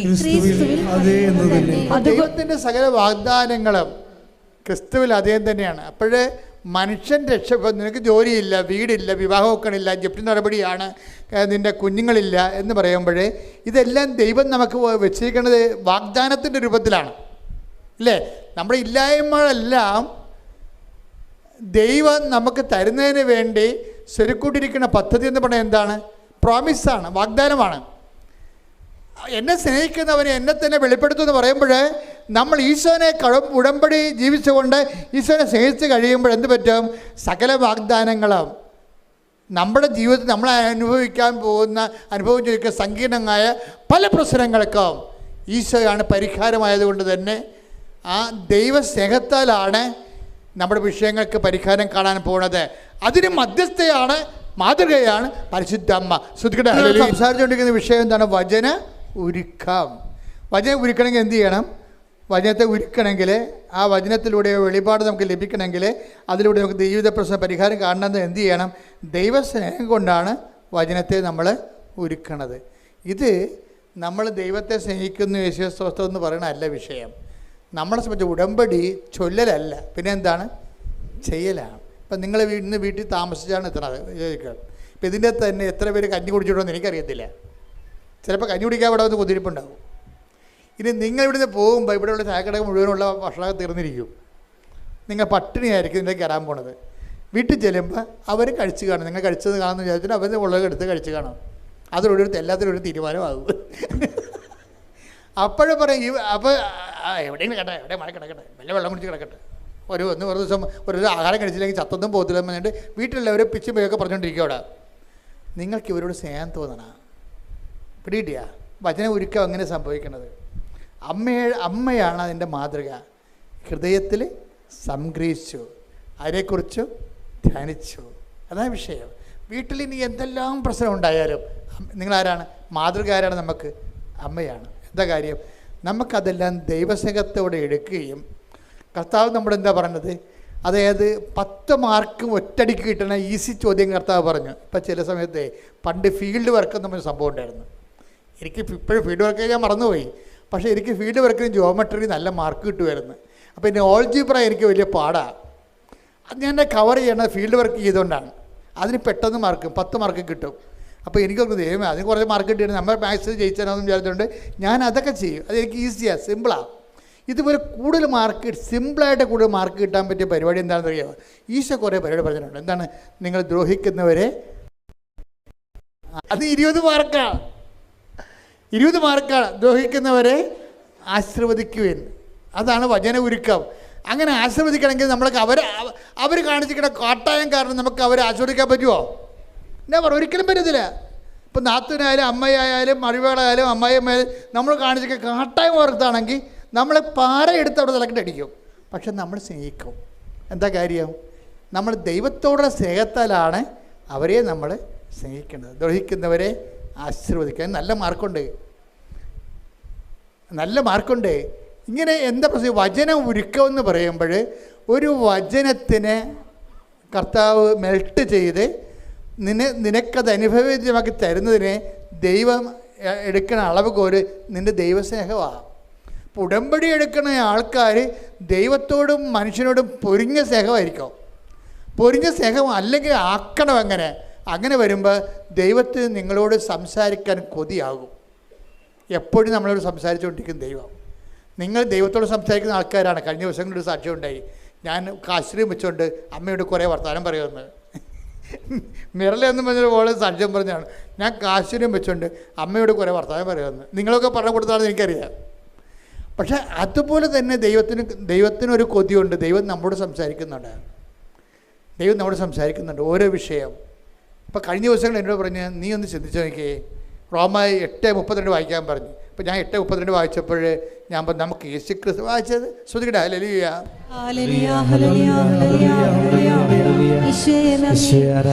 റോമ 8:32 സ്വപുത്രനെ പോലും ഒഴിവാക്കാതെ, ഒന്ന് പറഞ്ഞ സ്വപുത്രനെ പോലും ഒഴിവാക്കാതെ നമുക്കെല്ലാവർക്കും വേണ്ടി അവനെ ഏൽപ്പിച്ചു തന്നവൻ അവനോട് കൂടെ സമസ്തവും നമുക്ക് ദാനമായി നൽകാതിരിക്കുമോ? ഇതിൻ്റെ ഒരു പ്രശ്നം എന്താണെന്ന് പറയാം. ഭജന ഒരുക്കം എന്താ പറയുക? ഭജന ഒരുക്കത്തിൽ പരിശുദ്ധാത്മ പറഞ്ഞാൽ എന്താണ്? സി ജോസഫ്, ഇതാണ് അപ്പയുടെ ഒരു മാനസികാവസ്ഥ. നീ എങ്ങനെ രക്ഷപ്പെടുമെന്ന് ചോദിച്ചു. എന്താ കാര്യം? അപ്പ എന്ത് ചെയ്യണമെങ്കിലും യേശുക്രിസ്തുവിൻ്റെ കൂടെ ചെയ്യത്തുള്ളൂ. അതാണ് വിഷയം. അതാണ് ഭജന ഒരുങ്ങിയത്. അപ്പ എന്ത് ചെയ്യണമെന്നുണ്ടെങ്കിലും യേശുക്രിസ്തുവിൻ്റെ കൂടെ ചെയ്യത്ത്. യേശുക്രിസ്തു മാറ്റിക്കൊണ്ട് ഒരു ഉരുക്കവും ഇല്ല. അതുകൊണ്ട് തന്നെ നമ്മുടെ ബുദ്ധിയുള്ളവരെന്ത് ചെയ്യണം? യേശുക്രിസ്തുവിനെ സ്വന്തമാക്കാൻ വേണ്ടി വേണം ഈ ഉടമ്പടി ചെയ്തുകൊണ്ടിരിക്കാൻ, ഉടമ്പടി ജീവിക്കാൻ. കാര്യം എന്താണ്? നമ്മൾക്ക് യേശുക്രിസ്തുവിന് നൽകിയവൻ അവനോട് കൂടെ സമസ്തവും. നമ്മളെ സമസ്തത്തിന് വേണ്ട വീട്, ജോലി, വിവാഹം, ജപ്തി നടപടി, പട്ടയം കെട്ടുക, ഭൂമി തരം മാറ്റുക, എന്തെല്ലാം കാര്യമാണ് നമ്മൾ ഉടമ്പടി വെച്ചേക്കുന്നത്. ഇതെല്ലാം സമസ്തവുമാണ്. ഈ സമസ്തത്തിനൊന്നും ദൈവം എതിരല്ല. പക്ഷേ ദൈവം പറയും സമസ്തവും നിനക്ക് തരാം, പക്ഷെ ഒരു കണ്ടീഷൻ. എന്താണ് കാര്യം? നീ യേശുക്രിസ്തുവിൻ്റെ കൂടെ ചോദിക്കണം. അതേ യേശുക്രിസ്തുവിനെ സ്വന്തമാക്കിയിട്ടാണ് അതിൻ്റെ കൂടെ മാത്രമേ ഞാനാണ് തരണമെന്നുണ്ടെങ്കിൽ യേശുക്രിസ്തുവിനെ കൂടാതെ ഒന്നും തരത്തില്ലെന്ന് പറയും. അപ്പോൾ ബുദ്ധിയുള്ളവരെന്ത് ചെയ്യും? നമ്മൾ ആദ്യം യേശുക്രിസ്തുവിനെ വാങ്ങിക്കും. യേശുക്രിസ്തുവിനെ വാങ്ങിക്കുമ്പോൾ എന്നാ സംഭവിക്കണത്? ആദ്യം യേശുക്രിസ്തു പ്രാധാന്യം കൊടുത്തു കഴിഞ്ഞാൽ ബാക്കിയുള്ളത് ചേർത്ത് നൽകും. അതാണ് വിഷയം. അതെപ്പോഴും നമ്മൾ ശ്രദ്ധിക്കുക. നിങ്ങൾ വീടില്ല, ഞാൻ ഉടമ്പടി 6 പുതുക്കി 10 പുതുക്കി എന്നൊക്കെ പറഞ്ഞൊരു കാര്യമില്ല. മറിച്ച് ഇതിലൂടെ യേശുക്രിസ്തുവിനുള്ള സ്നേഹത്താൽ വളർന്നുകൊണ്ട് ലോകത്തിന് നിനക്ക് യേശുക്രിസ്തുവിനുള്ള സ്നേഹത്താലാണോ നീ യേശുക്രിസ്തുവിനെ ഈ പ്രേക്ഷിത പ്രവർത്തനം ചെയ്തത്? അത് അവൻ പറയണ പോലെ ചെയ്തത്, അനുദപിച്ചാലും ആത്മാഭിഷേകം പ്രാപിച്ചാലും അതെല്ലാം സംഭവിച്ചിരിക്കുന്നത് ദൈവത്തിൻ്റെ സ്നേഹത്തിലൂടെയാണെന്ന് ഉറപ്പുവരുത്താതെ ഉടമ്പടി ബ്രേക്ക് ആകത്തില്ല, ഉടമ്പടി മുന്നോട്ട് പോകത്തില്ല. പ്രാർത്ഥിക്കുക.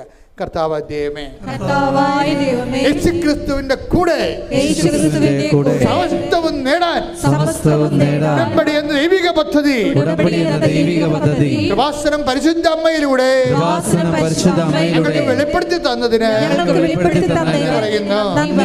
ദൈവമേ, ഉടമ്പടിക്ക് പറ്റിയ പങ്കാളിയായി മാറുന്നതിനായി ദൈവസ്നേഹത്താൽ നിറഞ്ഞ അനുതാപത്തിലേക്ക്, അതുപോലെ മനുഷ്യോചിതമായ പ്രവർത്തനങ്ങളിലേക്ക്, അതുപോലെ തന്നെ കർത്താവിനെ കൈമാറുന്ന പ്രേക്ഷിതവരിലേക്ക് സ്വർഗത്തിന്റെ ഉപകരണമായി യേശുക്രിസ്തുവിൽ പരിശുദ്ധയുടെ മാധ്യസ്ഥനെ എന്നെ തിരഞ്ഞെടുത്തുകൊണ്ട് ഉടമ്പടിയുടെ പങ്കാളിയായി ഉയർത്തണമേ.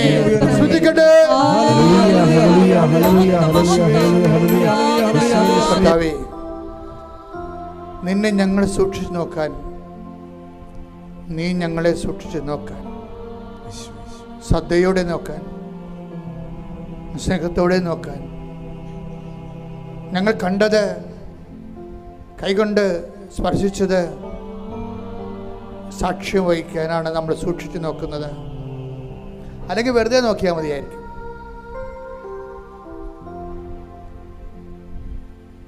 കർത്താവിനെ നമ്മൾ സൂക്ഷിച്ച് നോക്കുന്നത്, നിങ്ങൾ കണ്ണുകൊണ്ട് കണ്ടത്, ചെവി കൊണ്ട് കേൾക്കട്ടത്, കൈകൊണ്ട് സ്പർശിച്ചത്, ജീവന്റെ വചനത്തെക്കുറിച്ച് സാക്ഷ്യം വഹിക്കുന്നതിന് വേണ്ടിയാണ്.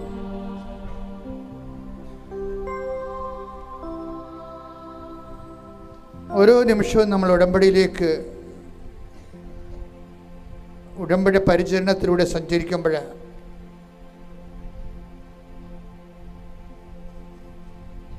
കർത്താവിനെ കണ്ണുകൊണ്ട് കാണാൻ, ചെവി കൊണ്ട് കേൾക്കാൻ, കൈകൊണ്ട് സ്പർശിക്കാൻ അദമ്യമായ ആഗ്രഹത്തോടു കൂടിയാണ്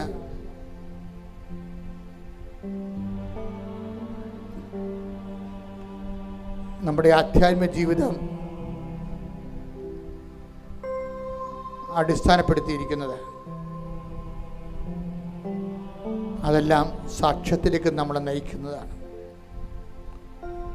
നീ ക്രിസ്ത്യാനിയാണോ, ഹിന്ദുവാണോ, മുസ്ലിമാണോ, മറ്റു വിജാതിയാണോ, മറ്റ് ജാതിയിലുള്ളവരാണെന്നൊന്നും കർത്താവിന് പ്രശ്നമല്ല. കർത്താവ് നോക്കുന്ന ഒറ്റ കാര്യമേ ഉള്ളൂ, നീ സാക്ഷിയാണോ? യേശുക്രിസ്തുവിൻ്റെ സ്നേഹത്തിൻ്റെ, ദൈവ മനുഷ്യരാശിയോട് കാണിച്ച സ്നേഹത്തിൻ്റെ സാക്ഷിയാണോ നീ? പ്രാർത്ഥിക്കുക. കർത്താവേ,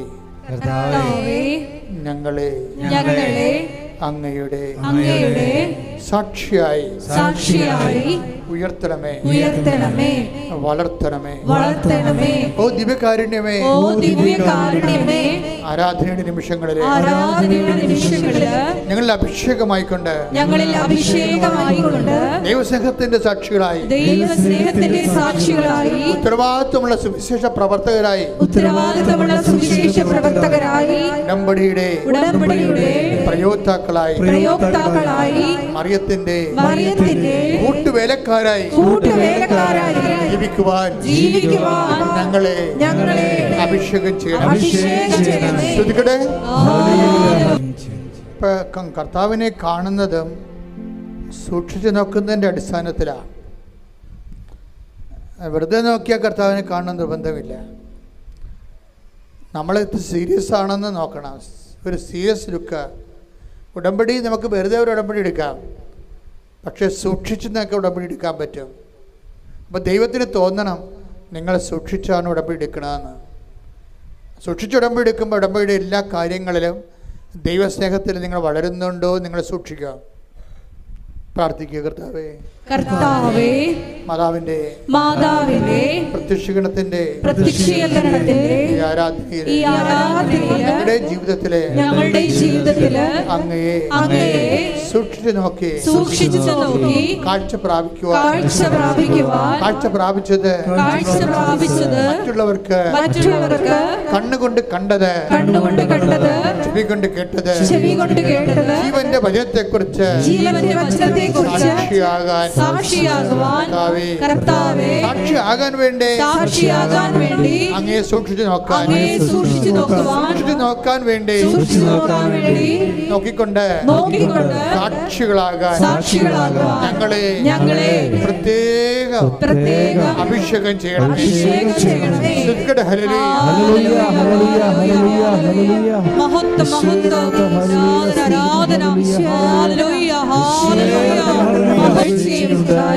പരിശുദ്ധ പരമദിവ്യകാരുണ്യത്തിന്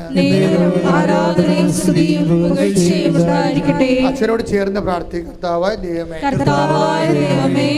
ഞങ്ങളുടെ ഉടമ്പടിയില് ഞങ്ങൾ സമർപ്പിച്ചിരിക്കുന്ന മുഴുവൻ വിഷയങ്ങളുടെ അമ്മേ, പരിശുദ്ധ അമ്മേ, ദൈവമാതാവേ, ഞങ്ങളിൽ ദൈവസ്നേഹം നിറഞ്ഞ നിന്റെ ഇടപെടലുകള് സുവിശേഷ സാക്ഷ്യമായി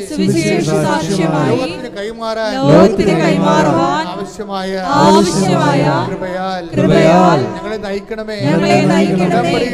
ഉടമ്പടിയുടെ ഓരോ വിഷയങ്ങൾക്കും സാക്ഷിയാകാൻ അതുവഴി അങ്ങയെ ഏറ്റുപറയുവാനും വിശേഷത്തിന്റെ ഉപകരണമായി മാറ്റണമേ.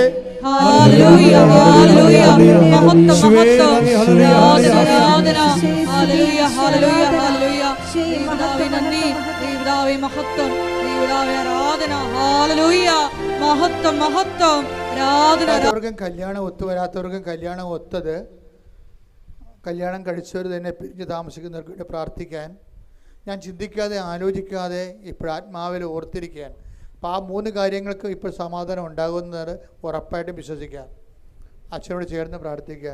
കർത്താവേ, വിവാഹം ഒത്തുവരാത്ത പുരുഷന്മാരെയും സ്ത്രീകളെ യുവതികളെയും അങ്ങയുടെ തിരുസന്നിധിയിൽ ഇപ്പോൾ സമർപ്പിക്കുന്ന അമ്മേ, പരിശുദ്ധ അമ്മേ, അവരുടെ മേലെല്ലാം 41 ദിവസത്തിനുള്ളിൽ അവർക്ക് ജീവിത പങ്കാളിയെ കണ്ടുപിടിക്കാൻ, ഉടമ്പടിയുടെ സാക്ഷ്യപേടകത്തില് ഞങ്ങൾ എഴുതിയിട്ടിരിക്കുന്ന വിഷയത്തെ വിഷയത്തിന്റെ മേലെ ഞങ്ങൾ എഴുതിയിട്ടിരിക്കുന്ന വിഷയത്തിന്റെ മേലെ പരിശുദ്ധമ്മയുടെ മാധ്യസ്ഥതയിലെ പരിശുദ്ധ അമ്മയുടെ മധ്യസ്ഥതയിലെ തീരുമാനമുണ്ടാകാൻ ഞങ്ങൾ എല്ലാവരുടെയും പ്രാർത്ഥനകള് ഇപ്പോൾ അങ്ങനെയുള്ള സങ്കടക്കാർക്ക് വേണ്ടി പ്രാർത്ഥിക്കുന്നു. കർത്താവേ, വിവാഹത്തില് പിരിഞ്ഞു കഴിയുന്നവരെ, കേസിലായി പോയവരെ, ആർക്കെങ്കിലും ഒരാൾക്ക് ഒരുമിച്ച് ജീവിക്കണമെന്ന് ആഗ്രഹമുണ്ടെങ്കിൽ അമ്മേ, പരിശുദ്ധ അമ്മേ, അമ്മയുടെ പ്രത്യക്ഷീകരണത്തിന്റെ അടയാളമായി 74 ദിവസത്തിനുള്ളിൽ ഐക്യപ്പെട്ടു വരാൻ ഞങ്ങൾ അങ്ങയുടെ തിരുസന്നിധിയിൽ പ്രാർത്ഥിക്കുന്നു. മക്കളില്ലാത്തവരെ മക്കളെ കാണുമ്പോഴേ, കുഞ്ഞുങ്ങളെ കാണുമ്പോഴേ വേദനിക്കുന്നവരെ, കണ്ണീരിടുന്നവരും ഈ ഒരു അവസ്ഥയില് പോകാൻ പറ്റാത്തവർക്ക് കുഞ്ഞുങ്ങൾ നൽകിക്കൊണ്ട് അനുഗ്രഹിക്കണമേ. ആരാധന. ഹല്ലേലൂയ, ഹല്ലേലൂയ, ഹല്ലേലൂയ,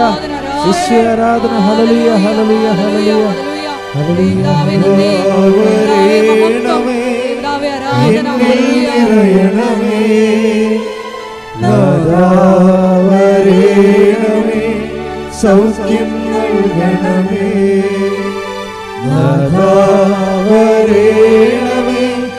എന്നിൽ നിറയണമേ, നാദാവരേണമേ, സൗഖ്യം നൽകണമേ.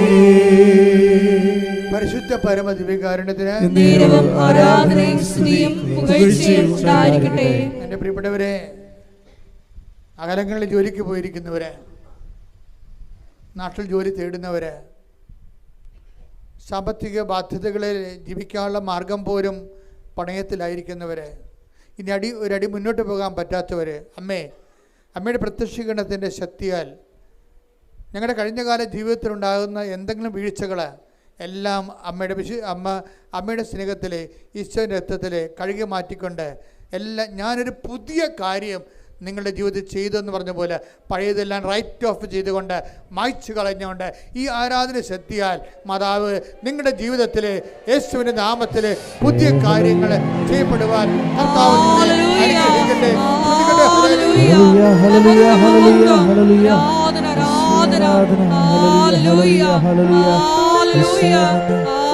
പോകുമെന്നോർത്ത് വിഷമിക്കുന്നവരെ, അതുകൊണ്ട് തന്നെ കർത്താവെ, അങ്ങനെയുള്ള എല്ലാ വിഷയങ്ങളും അങ്ങനെ അമ്മയുടെ പ്രത്യക്ഷീകരണത്തിൻ്റെ അടിസ്ഥാനത്തിൽ ഉടമ്പടിയുടെ യോഗ്യതയാൽ 10,000 മനുഷ്യരെ ഉടമ്പടിയെടുത്ത് വിജയിച്ച് ദൈവത്തിൻ്റെ വലിയ സാക്ഷികളായിട്ടുണ്ട്. അവരുടെ ഈടുവെപ്പ് കൊണ്ട് തന്നെ മറ്റുള്ളവരെ മേൽ കർത്താവിൻ്റെ കാരുണ്യം ചെയ്യുന്നതിന് വേണ്ടി ഇടിമുഴക്കം പോലെ ശ്രദ്ധിക്കട്ടെ. Hallelujah, hallelujah, hallelujah, hallelujah,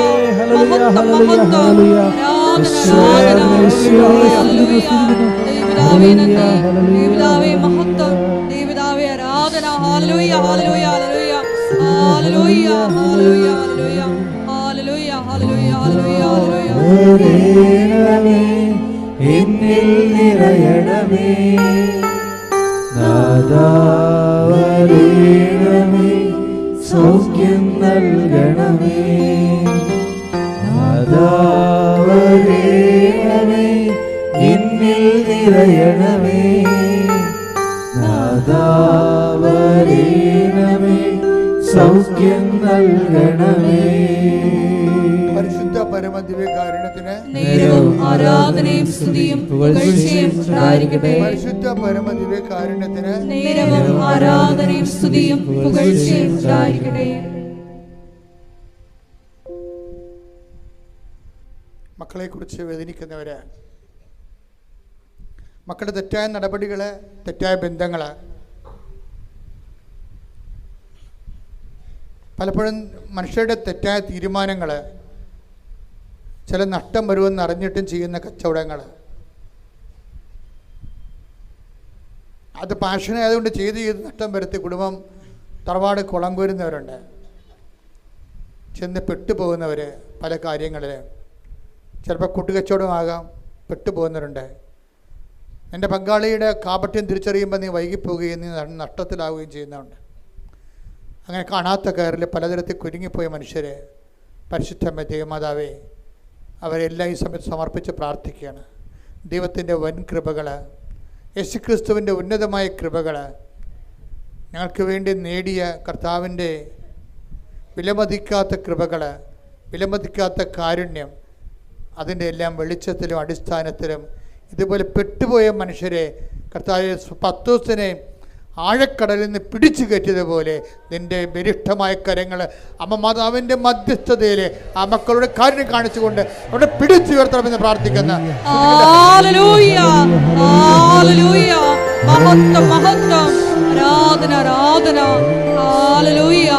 ദൈവപിതാവേ നന്ദി, ദൈവപിതാവേ മഹത്വം, ദൈവപിതാവേ ആരാധന. ഹല്ലേലൂയ ഹല്ലേലൂയ.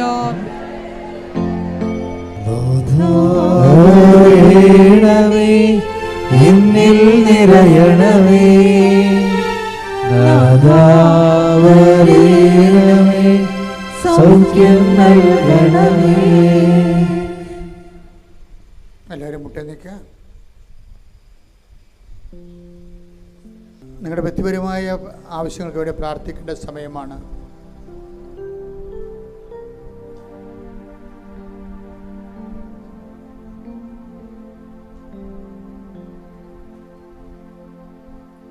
അമ്മയുടെ പ്രത്യക്ഷീകരണത്തിൻ്റെ 21 വർഷം പൂർത്തീകരിക്കുകയാണ്.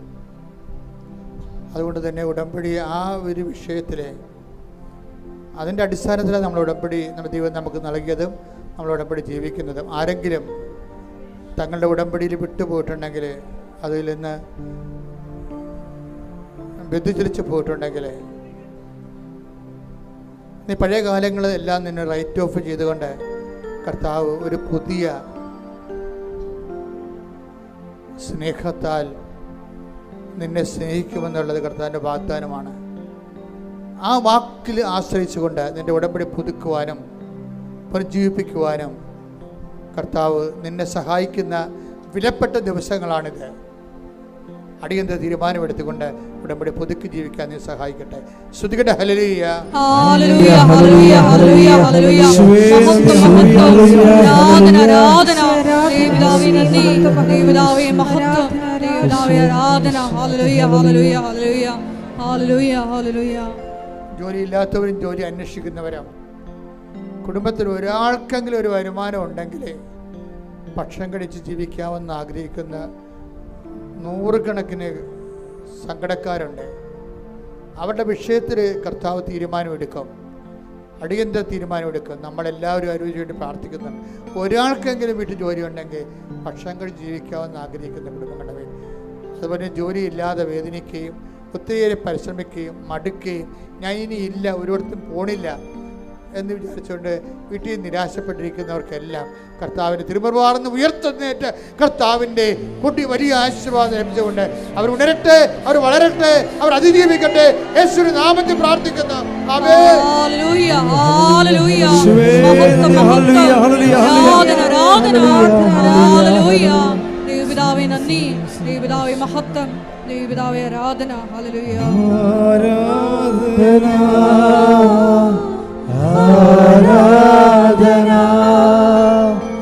ആരാധന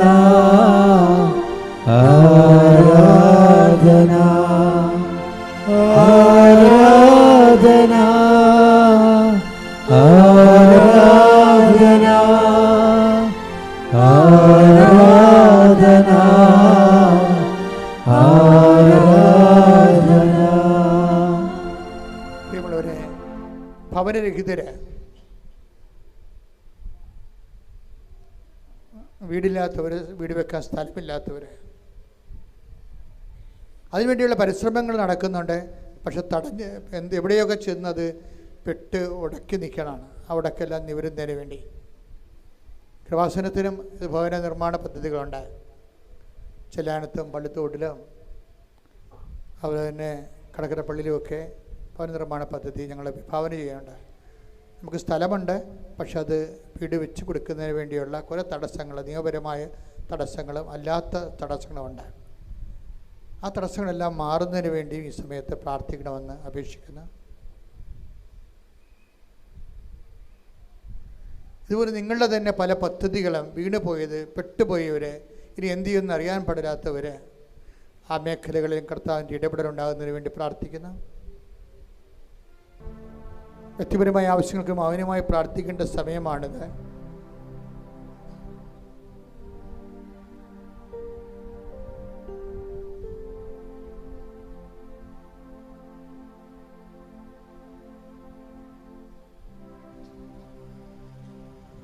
ദിവ്യകാരുണ്യനാഥൻ്റെ മുമ്പിൽ നന്ദി നിറഞ്ഞ ഹൃദയത്തോടെ ഒരു നിമിഷം നമുക്കായിരിക്കാം.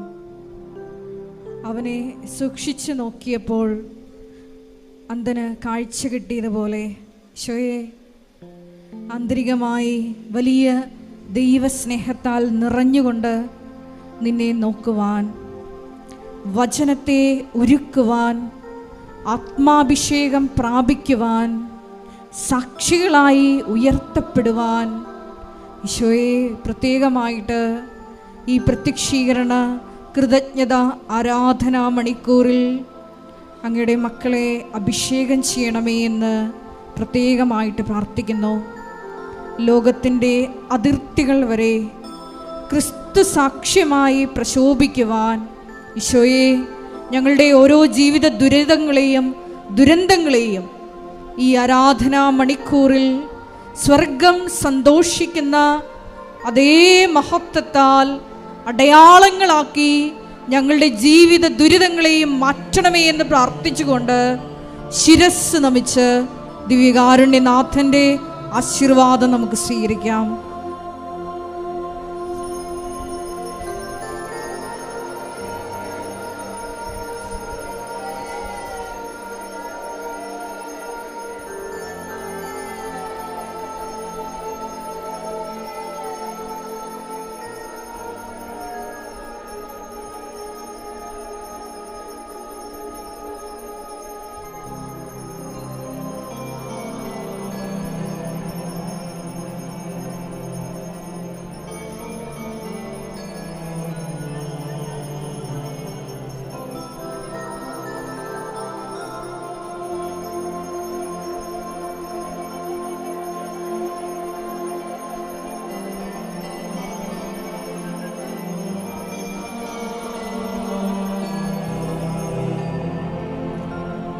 പരിശുദ്ധ പരമമാ ദിവ്യകാരുണ്യമേ,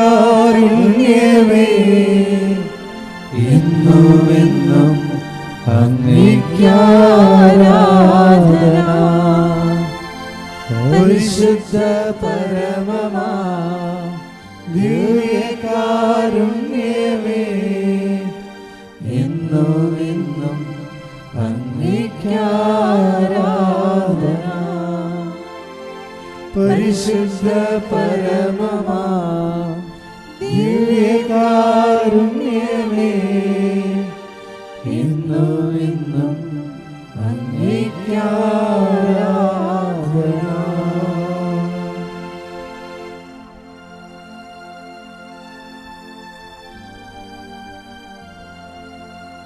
ആവേ ആവേ ആവേ മരിയ, ആവേ ആവേ ആവേ മരിയ. കൃപാസനത്തിൽ എല്ലാ ദിവസവും മരിയൻ ഉടമ്പടി എടുക്കാനും പുതുക്കാനുമുള്ള അവസരം ഉണ്ടായിരിക്കുന്നതാണ്. അതുപോലെ തന്നെ എല്ലാ ദിവസവും രാവിലെ 10:30 ഇംഗ്ലീഷ് മരിയൻ ഉടമ്പടി ക്ലാസ്സും, ഉച്ചകഴിഞ്ഞ് 1:30 ഹിന്ദി മരിയൻ ഉടമ്പടി ക്ലാസ്സും, രണ്ടാം ചൊവ്വാഴ്ചകളിൽ തമിഴ് മരിയൻ ഉടമ്പടി ക്ലാസ്സും രാവിലെ 10 മണിക്ക് ഉണ്ടായിരിക്കുന്നതാണ്. കൃപാസനത്തിൽ സമർപ്പണ ജീവിതം